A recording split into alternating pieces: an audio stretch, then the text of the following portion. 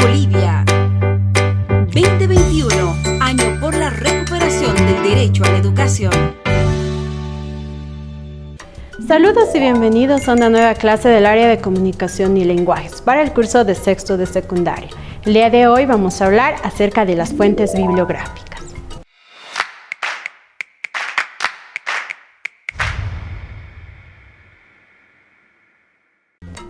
La anterior clase nos habíamos quedado hablando de las fichas bibliográficas, hemerográficas y cibergráficas. Y te había dejado la tarea de que revises lo que era la ficha audiográfica y la ficha videográfica. Yo te voy a traer aquí algunos ejemplos para que no te quedes con la duda. Vamos a empezar con la ficha audiográfica. ¿Qué datos más importantes va a tener? Ahí para que lo puedan ver mejor. Título del audio, ¿no?, que vamos a revisar. El tipo, si va a ser musical, radiofónico o de algunos sonidos específicos. El nombre del autor del audio, la fecha de grabación, el lugar de grabación, el formato y la duración total del audio. La ficha videográfica va a ser similar. Ahora vamos a verla. En este caso va a ser el título del video, el nombre del autor, la fecha de grabación, el lugar de grabación, el formato y la duración total. Entonces, estos dos datos para que no te quedes con la duda. Y te preguntarás ahora, ¿para qué sirve todo eso? ¿Para qué he aprendido a ver una bibliográfica, hemerográfica, cibergráfica, audiográfica y videográfica, tantos tipos de ficha? Es para que tú puedas tener un registro de todas las fuentes que consultas y utilices de forma responsable la información. ¿A qué me refiero de forma responsable? A que no caigas en el plagio. Alguna vez seguramente has escuchado hablar de esta palabra. ¿Qué querrá decir el plagio? Pues veamos qué es el plagio, cómo nosotros podemos caer en el plagio y qué consecuencias nos puede traer. Bien sea que te encuentres estudiando o ya estés en el mundo laboral, el plagio es bastante común. Pero ¿cómo lo podemos definir? De acuerdo a la Real Academia de la Lengua Española, es la práctica en la que alguien toma ideas o trabajos de otros haciéndolos pasar como suyos. Entonces, el plagio consiste en hacer pasar como nuestros ideas o textos que nos fueron transmitidos por otras personas, ya sea por escrito, oral o cualquier otro mecanismo de comunicación. A veces los estudiantes cometen plagio porque piensan que investigar consiste únicamente en encontrar la información y pegar ese texto. Por ejemplo, si estás escribiendo un informe y encuentras en internet un trabajo que tiene toda la información que necesitas, decides tomar una gran parte del escrito, cambiar algunas palabras y publicarlo, sin dar ningún crédito al autor original. Esto es plagio y te puede traer serias consecuencias. Si en tu escuela copias algún texto, podrías perder una materia y perjudicar tus estudios. En el trabajo te ocasionaría incluso procesos legales y la pérdida de tu empleo. Muchas veces por falta de información podemos estar cayendo en el plagio. Sin embargo, te recomiendo algunas ideas para evitar el fraude. Siempre cita tus fuentes, muestra de dónde conseguiste esa información y da el crédito al autor. Además que al hacerlo, darás mayor credibilidad a lo que estás escribiendo. Si deseas utilizar las palabras del autor, debes ponerlas entre comillas y citar la fuente de donde las tomaste. Cuando quieres usar la información de un documento y no colocar la frase directamente, puedes escribir el texto con tus propias palabras. A esto se le llama parafrasear. Cambiando el lenguaje y la escritura de la oración a tu estilo, respetando su significado. También puedes explorar varios escritos y de esa información sacar una conclusión con tus propias palabras. Esta opción te ayudará a tener ideas nuevas. Copiar un texto parece un método fácil para ahorrar tiempo y esfuerzo, pero no es lo correcto. Así que la próxima vez que escribas, realices una tarea o trabajo, debes ser claro y mostrar de dónde obtuviste la información que no te pertenece. Así podrás crear tu propio contenido. Bien, ahora que ya sabes lo que es el plagio y que seguramente sin darte cuenta has estado cayendo en esto cuando entregas trabajos que bajas del internet y no nombras a las personas autores de esta información. Pero, ¿Cómo vamos a hacer ahora lo contrario? Manejar de forma responsable la información. Tal vez muchas veces caemos en el plagio por falta de información. Entonces te voy a enseñar ahora cómo hacer ese manejo responsable. ¿Cómo lo vamos a hacer? A partir de las fuentes que vayamos a consultar, nombrarlas correctamente y ponerlas en las referencias y también en las citas. Seguramente has escuchado hablar de estos dos términos, citas y referencias. ¿Será que son lo mismo?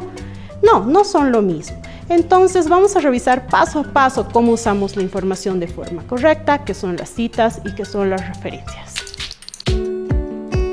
Usar la información con un fin específico de una manera eficiente y ética forma parte de las competencias informacionales. ¿Qué significa saber usar la información? Si partimos de la consideración de que todo conocimiento nuevo se construye en base a información que ya fue formulada antes por otros autores, se entiende que saber usar bien la información es dejar constancia de la autoría de cualquier idea que utilicemos en nuestros trabajos. Esto se hace a través de citas y referencias. Entonces, ¿cuál será la diferencia entre una cita y una referencia bibliográfica? Una cita es una mención breve a una idea o documento ajeno que se suele colocar dentro del texto. Su estructura usual incluye solamente el autor y el año. Por otra parte, la referencia es una descripción más detallada del libro, artículo o fuente general de donde obtuvimos determinada idea. Suele ir al final del documento en forma de una lista, ya sea ordenada alfabéticamente o según el orden en que ha ido apareciendo su cita en el texto. Es importante señalar que para toda cita colocada en el texto debe ir una referencia bibliográfica completa al final del documento. ¿Cómo citamos? Podemos hacerlo de dos formas. La primera se conoce como cita directa o textual y consiste en copiar las palabras exactas señaladas por el autor del texto, utilizando comillas o un párrafo aparte, dependiendo de la extensión. Por otra parte, la segunda se denomina cita parafraseada o indirecta y se elabora resumiendo las ideas formuladas por el autor. ¿Por qué es importante citar? Existen tres razones fundamentales.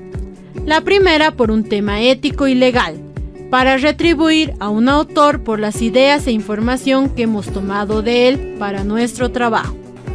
La segunda razón es para facilitar a los lectores la ubicación de los documentos o fuentes consultadas para nuestra investigación y así permitirles profundizar en el tema.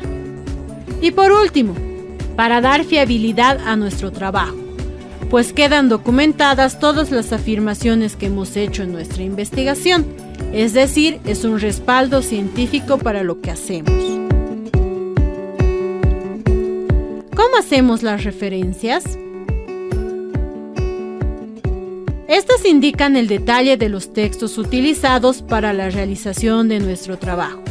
Entre los datos más destacados de cada elemento incorporado están los apellidos y nombres del autor, año y título de la publicación, edición, lugar, editorial, número, link de la página, entre otros datos fundamentales para identificar el recurso usado.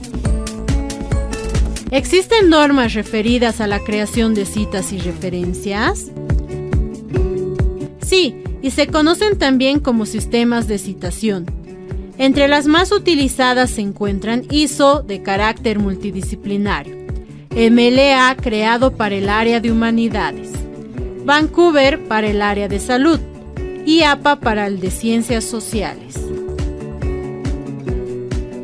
¿Existen herramientas que permiten crear citas y referencias en los diferentes formatos?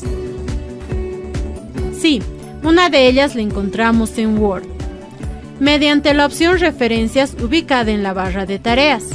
Una vez allí se debe ir a Estilo y seleccionar el formato. Luego hacer clic en Insertar cita y completar los datos que permitan generar la cita.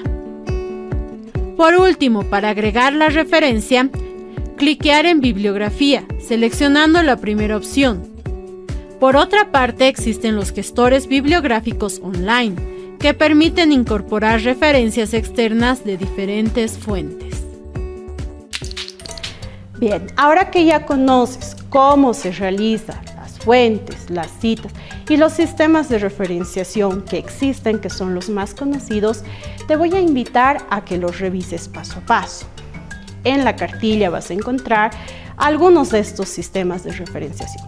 Otros no, de los que te he nombrado, puedes investigar, saber qué normas tiene, para qué nos sirven, y la próxima clase vamos a ir avanzando uno en específico que es el más utilizado en nuestro país. Recuerda, ahora que ya conoces lo que es el plagio, ya no caigas en esto. En Bolivia hay una ley, la número 1322 del 13 de abril de 1992, que habla sobre los derechos de autor. También me gustaría que la revises, que leas lo que es los derechos de autor en Bolivia. Te espero en una próxima clase para seguir hablando acerca de los sistemas de referenciación. Hasta la próxima. Educa Bolivia 2021, año por la recuperación del derecho a la educación.